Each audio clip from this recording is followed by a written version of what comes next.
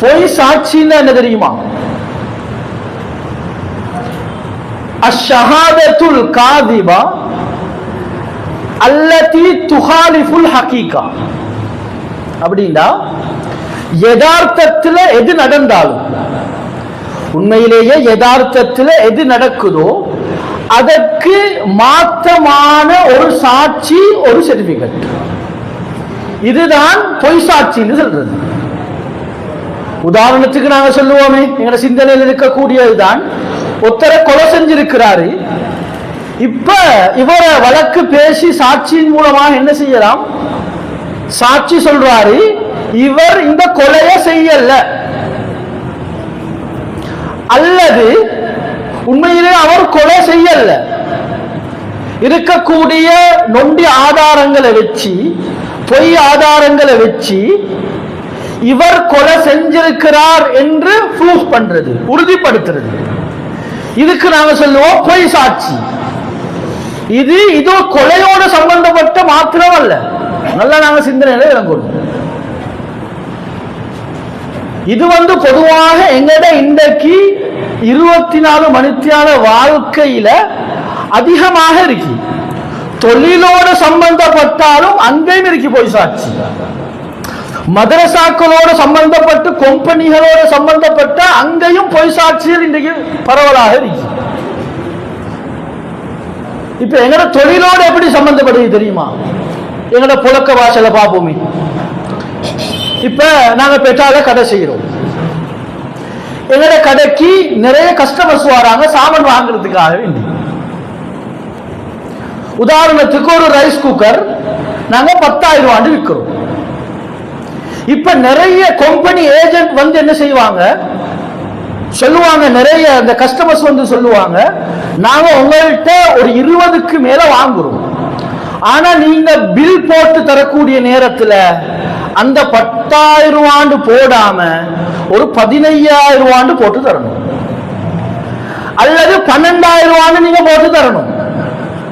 இத நிறைய பேர் எக்ரியாவி என்ன செய்யறாங்கன்னு சொன்னா, 10,000 ரூபாய்க்கு எக்ரியாவி அதாவது அதுக்குண்டான பில் கொடுக்கக்கூடிய நேரத்தில் 15,000 ரூபாண்டு போட்டு கொடுக்குறாங்க.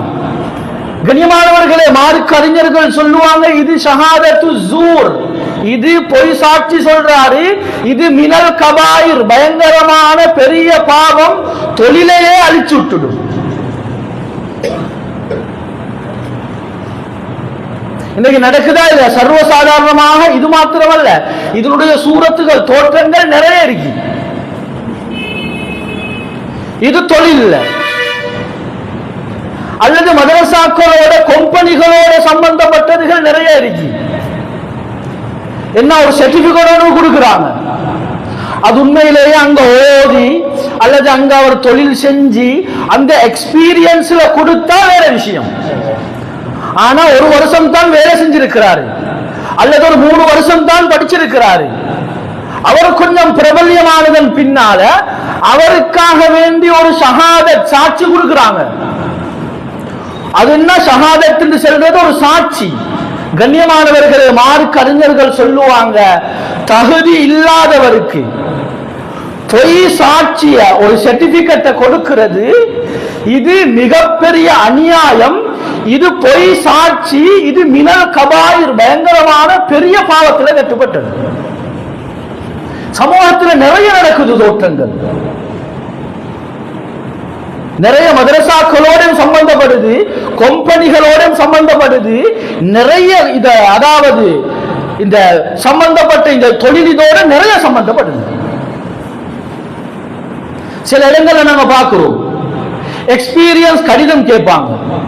வெளிநாட்டுல இவர் வெளிநாட்டுக்கு போறதுக்காக வேண்டி 1 வருஷம் வேலை செஞ்சிருப்பாரு, ஆனா 10 வருஷம் எக்ஸ்பீரியன்ஸ் சொல்லி ஒரு சர்டிபிகேட் ஒன்று கொடுக்கிறாங்க. இது ஷஹாதத்து ஜூர், இது பொய் சாட்சி, இது பயங்கரமான பெரிய பாவத்தில் கட்டுப்பட்டது. அது யாரு செஞ்சாலும் சகோதரர்களே மிகப்பெரிய பாவம். மதரசாக்கள்லையும் சகோதரர்களே விதிவிலக்கு இல்ல. நிறைய பார்க்கிறோம் நாங்க இன்றைக்கு. தெரிஞ்சவங்க அல்லது நிர்வாகத்தோட சம்பந்தப்பட்டவங்க அல்லது எங்களுக்கு நல்ல உதவி செய்யறாங்கன்றதுக்காக வேண்டி மகன்மார அதோட சம்பந்தப்பட்டவங்களை அவர் இத்தனை வருஷம் ஓடி இருக்கிறாரு என்றதுக்காக வேண்டி தகுதி இல்லாதவங்களுக்கு இவர் 8 வருஷம் ஓடினாரு, அல்லது இந்த கம்பெனியில எவ்வளவு காலம் வேலை பார்த்தாரு, அல்லது இந்த காலேஜில் இந்த சம்பந்தப்பட்ட இந்த காலேஜில் இவர் ஒரு 10 வருஷம் இருந்திருக்கிறாரு, இந்த எக்ஸ்பீரியன்ஸ் இருந்திருக்குன்னு சொல்லி ஒரு சர்டிபிகேட்டை நாங்க கொடுக்கிறோம்டா, ஒரு காகிதத்தை கொடுக்கிறோம்டா, இது ஷஹாதத்து ஸூர், இது பொய் சாட்சி. இன்றைக்கு காலேஜுகள்ல படிக்கக்கூடிய எங்களோட குழந்தைகள் லீவ்ல வருவாங்க. நல்லா கேட்டுக்கோங்க, லீவ்ல வருவாங்களா இல்லையா? அல்லது நாங்க ஒரு கம்பெனில வேலை செய்யறோம்டா லீவ்ல போவோம். அனுமதி சமயத்துக்கு லீவ் எடுக்கிறதுக்கு திடீர்னு கொடுக்க மாட்டாங்க. இப்ப இவர் லீவ்ல போயிட்டு வாராரு, நோய் டாக்டர் சர்டிபிகேட் எடுத்துக்கொண்டு வாராரு, டாக்டருடைய கடிதம் இருக்கு, இவர் இவ்வளவு நாள் நோயாளியாக இருந்திருக்கிறாரு. ஆனா பச்சை பொய். நிறைய நடக்குது. பெற்றோர் நாங்க எழுதி அனுப்புறோம், அதுக்கு தனி டாக்டர்ஸ் மாதிரி இருக்கிறாங்க, பயப்படணும். அது டாக்டர் படிச்சவராக இருந்தாலும் சரி, யாராக இருந்தாலும் சரி, மார்க்க அறிஞர்களாக இருந்தாலும் சரி, பிளேண்டு வார நேரத்தில் அது பிழைதான், பெரிய பாவங்கள் வார நேரத்தில் அது பெரிய பாவம் தான், விதிவிலக்கு இல்லை.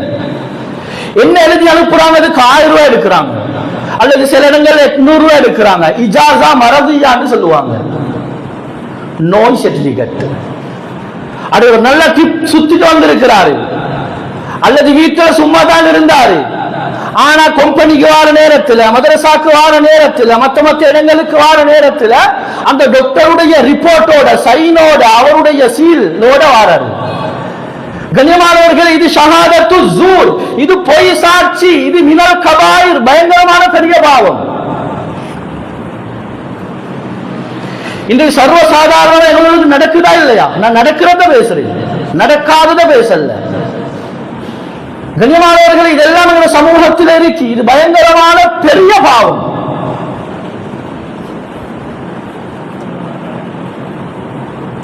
ஸல்லல்லாஹு அலைஹி வஸல்லம் அவங்க எச்சரிச்சா. அல்லாஹ் குர்ஆன்ல அல்லாஹ்வுடைய நல்லடியார்கள் இபாதுர் ரஹ்மான் இவர்களை பற்றி அல்லாஹ் தஆலா அந்த வர்ணிக்க கூடிய நேரத்தில் அல்லாஹ் சொல்றான், அல்லதீன லா யஷ்ஹதூன ஸூர். அவர்களுடைய பல தன்மைகள்ல ஒரு தன்மை என்ன தெரியுமா? லா யஷ்ஹதூன ஸூர். இமாம் குர்துபி ரஹ்மத்துல்லாஹி அலைஹி விளக்கம் எழுதுவாங்க, பொய் சாட்சி சொல்ல மாட்டாங்க, பொய் சாட்சி நடக்கக்கூடிய இடத்துல இருக்கவும் மாட்டாங்க, அதற்கு ஒரு தாள கொடுக்கவும் மாட்டாங்க, அதற்காக வேண்டி ஒரு கடிதத்தை எழுதவும் மாட்டாங்க, அதற்காக வேண்டி லைட்டை கூட போட மாட்டாங்க, விளக்க கூட எரிய வைக்க மாட்டாங்க. ஏன்? பொய் சாட்சி இது பயங்கரமான பெரிய பாவத்துக்கு தான் உதவி செய்வதாக மாறிடும். அது அவர்களுடைய சிஃபத் தன்மையாக, நல்ல மக்களுடைய தன்மையாக இருக்க மாட்டேன். ஏன்? ஸல்லல்லாஹு அலைஹி வஸல்லம் அவங்க அபூபக்கர் ரலியல்லாஹு அன்ஹுடைய ரிவாயத்தில் நினைக்கிறேன், அலா உனப்பியுக்கும் பி அக்பரில் கபாயிர், தெளிவாகவே ஸல்லல்லாஹு அலைஹி வஸல்லம் இந்த வார்த்தையே பாவிச்சாங்க. பெரும் பாவங்களை நான் உங்களுக்கு அறிவித்து தரட்டுமா? சஹாபாக்கள் கேட்டாங்க, யா ரசூலுல்லாஹ், அறிவிச்சிட்டாங்க.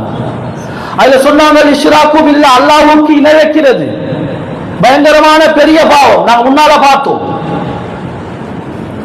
இரண்டாவது உக்கூக்குல் வாலிதைன், பெற்றோருக்கு நோயினை கொடுக்கிறது, இது பயங்கரமான பெரிய பாவம். மூன்றாவது சொன்னாங்க கௌலு ஸூர், பொய் சாட்சி சொல்றது.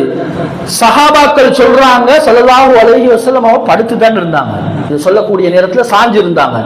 இந்த கௌலு ஸூர், பொய் சாட்சி என்று சொல்லக்கூடிய நேரத்தில் ஸல்லல்லாஹு அலைஹி வஸல்லம் ஜலஸ, அப்படியே உட்கார்ந்து இத பத்தி அப்படியே சொல்ல ஆரம்பிச்சாங்க.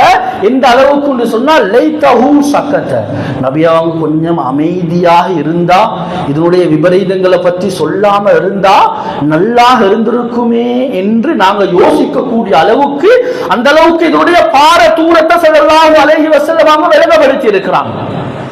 ஏன் பயங்கரமான பெரிய பாவம். சமூகத்தில் யாரும் இதை கணக்கு எடுக்கிறதும் இல்ல, இதை பாவம் விளங்குறதும் இல்ல.